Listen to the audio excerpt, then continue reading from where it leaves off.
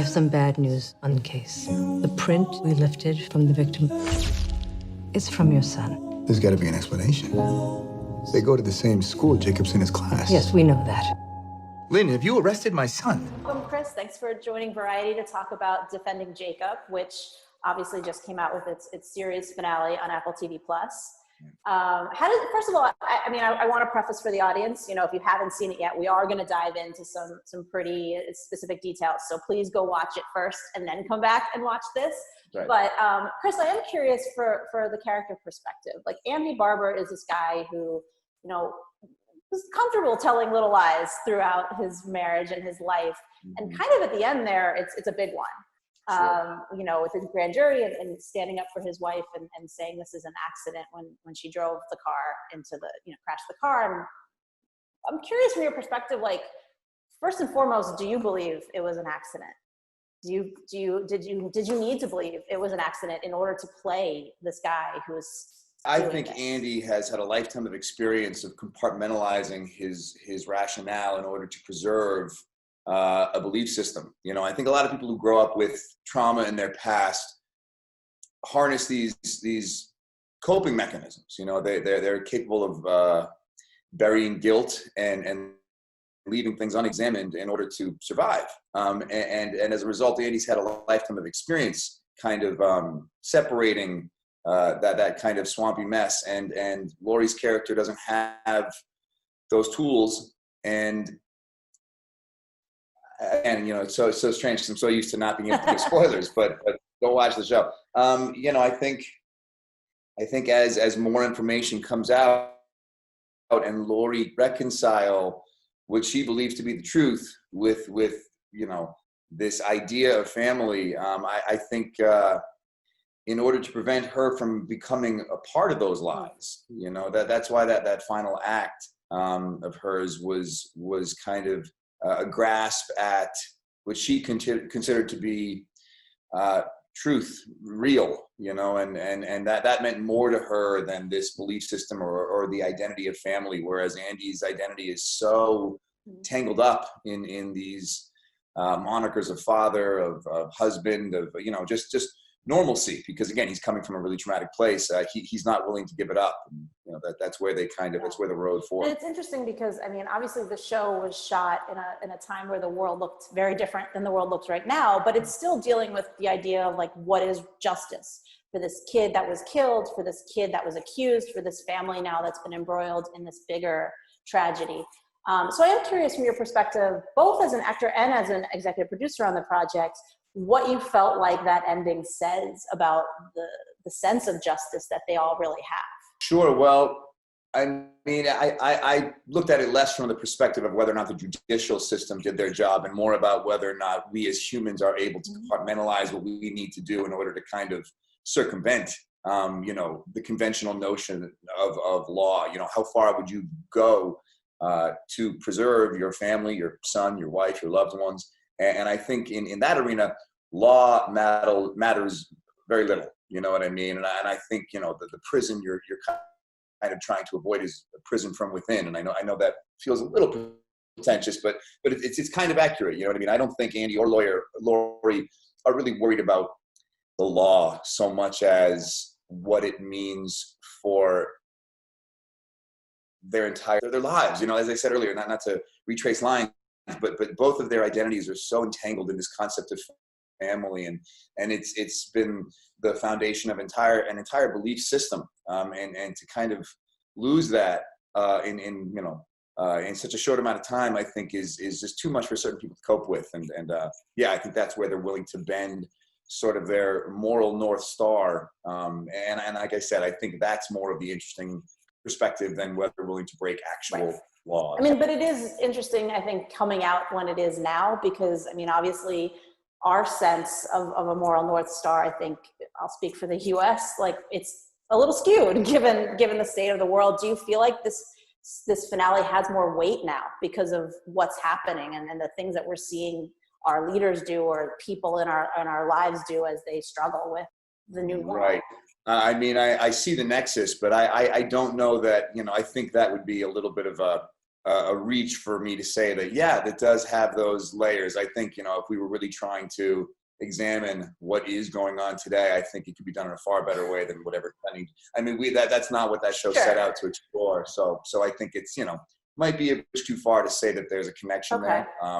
You know, listen, but that's the beauty of film. You know, if you see something and it means something to you in a certain way, great. But I think it would feel disingenuous for me to say that that was an intent. Right. I mean, and to be fair, I mean, the book did come out years ago, even before the show, obviously. And so, I mean, the book, you know, again, if viewers haven't read the book, this will be a little spoilery, but there was this sense in the book of, I think, a little bit more closure, because at the end, Jacob is no longer alive. Here in the show, you know, Mark obviously changed that ending, and now this family, if and when this kid wakes up, has to deal with the consequences of everything. I mean, did you approach that? Was there a feeling around that ending as more or less tragic, do you feel like, than if he had died in this version?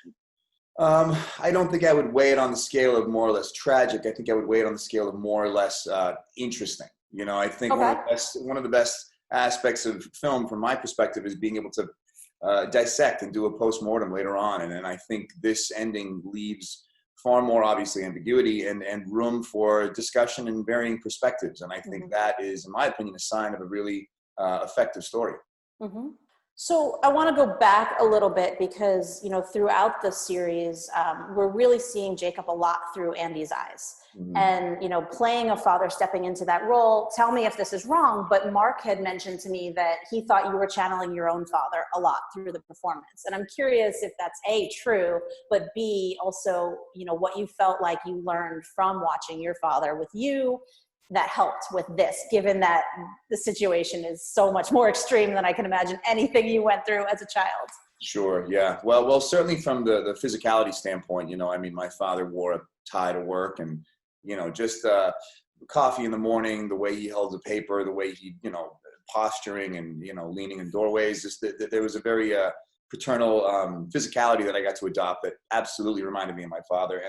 And I suppose, you know, look, as we all get older and you start to see your parents as people, and maybe you learn a little bit about their experience when you were a child that you had no idea was going on, you know, I certainly have had my eyes open in terms of how good my father was at not bleeding on us. You know, the things that went on that I had no idea he was going through. And so that kind of internalized, taciturn approach to what would otherwise be a very dramatic circumstance was certainly borrowed from him. I mean, the way that Andy is just so in his son's corner also, I think, speaks a lot about who he is, but I think also speaks a lot about, like, the capability for unconditional love that we have as people. Yeah. Do you feel like you learned anything about yourself and your own capabilities in that area through this role? I've never been confused as to how I would react. You know, I'll bury a body for my family. That's just the way I was raised, and that's just kind of my mentality. You know, I would go above and beyond and do anything for them, as I think most people would.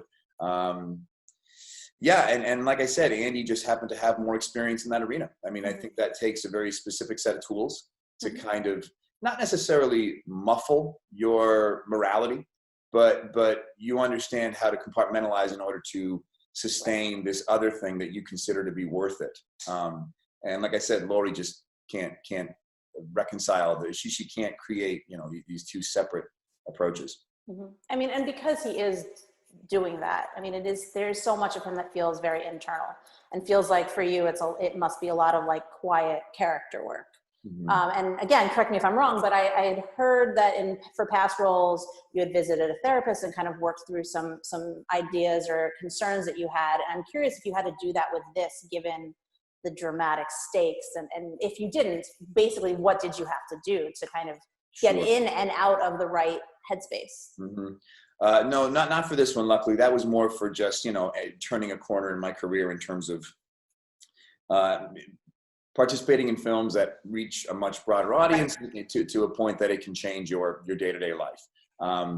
So no, not in that regard, but I would say, you know, this type of project, you know, 20 years ago, it would have been a movie, and it just would have been all engine, and you know, it wouldn't have had the same opportunity to let these moments breathe. And one of the nice pieces of this project is not only that the story is spaced out so moments can live, but I was a producer on it. And you know, really that's just title, but it certainly does play a subconscious role in terms of the comfort you feel on set. You really do feel like it's almost, you know, your barbecue too. You're not just, you know, you're not just being invited.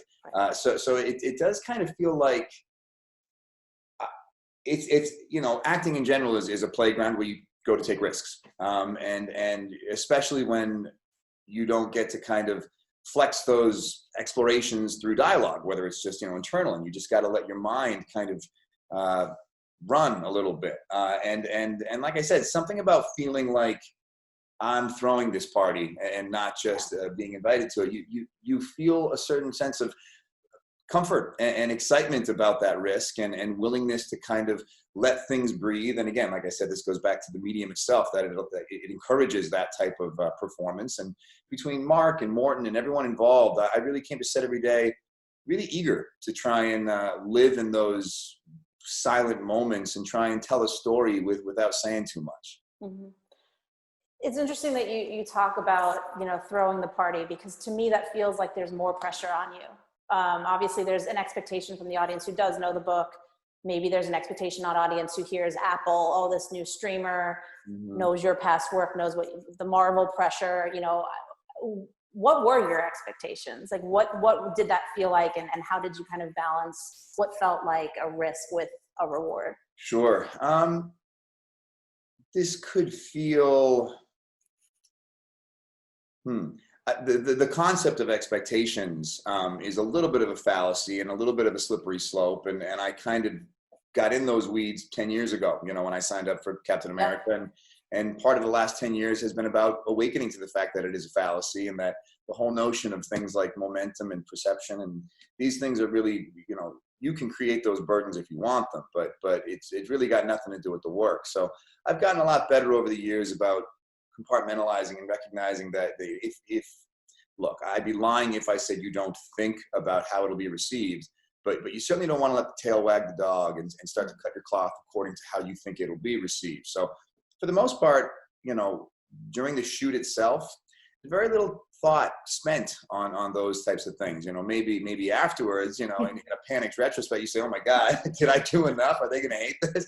But you know, while you're actually filming, again, with all the combined factors I mentioned earlier, going to set every day was a lovely, lovely, lovely place to do, you know, what we do.